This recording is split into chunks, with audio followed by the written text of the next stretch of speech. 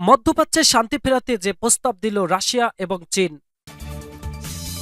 মধ্যপ্রাচ্যে চলমান যুদ্ধের প্রভাবে টালমাটাল বিশ্ব রাজনীতি, তাই নড়েচড়ে বসেছে বিশ্ব নেতারা। এবার ইরান ও পার্শ্ববর্তী দেশগুলোতে চলমান সংঘাত বন্ধে রাজনৈতিক ও কূটনীতিক সমাধানের লক্ষ্যে মধ্যস্থতার করার ঘোষণা দিয়েছে রাশিয়া। যুদ্ধের দ্বার প্রান্তে গিয়েও ফিরে আসার যে কূটনীতি বর্তমানে অস্থিতিশীল সময়ে, তা যেন অর্থহীন হয়ে পড়েছে। রাষ্ট্র ও অরাষ্ট্রীয় শক্তির মধ্যে যে সম্পর্ক এবং সেই সাথে মরণাস্ত্রের প্রসারে বিশ্ব আজ খাদের কিনারে, সেই উপলব্ধি থেকেই যুক্তরাষ্ট্র ইসরায়েলের সঙ্গে ইরানের যে চলমান যুদ্ধ, তা বন্ধের উদ্যোগে একজোট হয়েছে বিশ্বের প্রভাবশালী দেশগুলো, যার নেতৃত্বে আছে রাশিয়া, এবং রাশিয়ার সাথে একজোটে এক হাতে মুখিয়ে আছে চীন এবং তুরস্কের মতো শক্তিশালী দেশগুলো।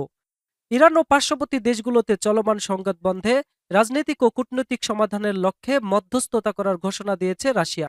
এই উদ্যোগে মস্কোর সঙ্গে চীন, তুরস্ক এবং অন্যান্য মিত্র দেশগুলো অংশ নিতে প্রস্তুত বলে জানানো হয়েছে। তুরস্কের রাষ্ট্রীয় বার্তা সংস্থা জানিয়েছে এ খবর। রাশিয়ার পররাষ্ট্র মন্ত্রণালয় থেকে দেয়া এক বিবৃতিতে পারস্য উপসাগরীয় অঞ্চলে চলমান লড়াই নিয়ে গভীর উদ্বেগ প্রকাশ করা হয়েছে। বিবৃতিতে বলা হয়েছে, ইরান এবং প্রতিবেশী আরব দেশগুলোর জ্বালানি খাত সহ অন্যান্য গুরুত্বপূর্ণ অবকাঠামোয় ক্ষয়ক্ষতির পরিমাণ ক্রমেই বাড়ছে। তাই মস্কো চাচ্ছে দ্রুততম সময়ের মধ্যে এই যুদ্ধ যেন বন্ধ হয়। এছাড়াও এই যুদ্ধের জন্য ট্রাম্প প্রশাসনকে দায়ী করে বলা হয়, ইরান বিরোধী যুক্তরাষ্ট্র ও ইসরায়েলের উস্কানিমূলক আগ্রাসনের ফলে এই যুদ্ধ সৃষ্টি হয়েছে। মস্কোর মতে শান্তি ফেরানোর প্রথম পদক্ষেপ হিসেবে যুক্তরাষ্ট্র ও ইসরায়েলকে অবিলম্বে এই যুদ্ধ ত্যাগ করতে হবে।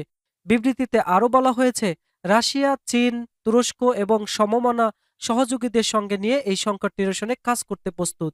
সেই সাথে রাজনৈতিক ও কূটনীতিক উপায়ে বিদ্যমান মতভেদ দূর করে মধ্যপ্রাচ্যে স্থিতিশীলতা বজায় থাকলে সব রাষ্ট্রের স্বার্থ রক্ষা হবে। মস্কো বলছে, মধ্যপ্রাচ্য ও পারস্য উপসাগরীয় অঞ্চলে একটি ভারসাম্যপূর্ণ নিরাপত্তা ব্যবস্থা গড়ে তোলার ক্ষেত্রে রাশিয়া ভাবনার সঙ্গে মিল রয়েছে। রাশিয়া ওমানের পররাষ্ট্রমন্ত্রীর সঙ্গে মত পোষণ করে জানায় যে, পারমাণবিক জ্বালানি খাতের স্বচ্ছতা, পারস্পরিক নিরাপত্তা নিশ্চিতকরণ এবং আস্থা বৃদ্ধির লক্ষ্যে অঞ্চলভিত্তিক আলোচনা শুরু করার প্রয়োজন।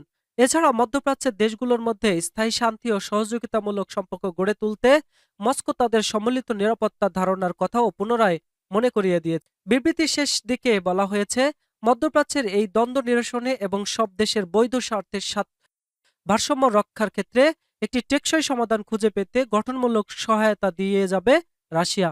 রাশিয়ার এই উদ্যোগ যদি আলোর মুখ দেখে, তবে মধ্যপ্রাচ্য জুড়ে যেই সংঘাত চলছে তা নিরসনে এক ধাপ এগিয়ে যাবে বিশ্ব।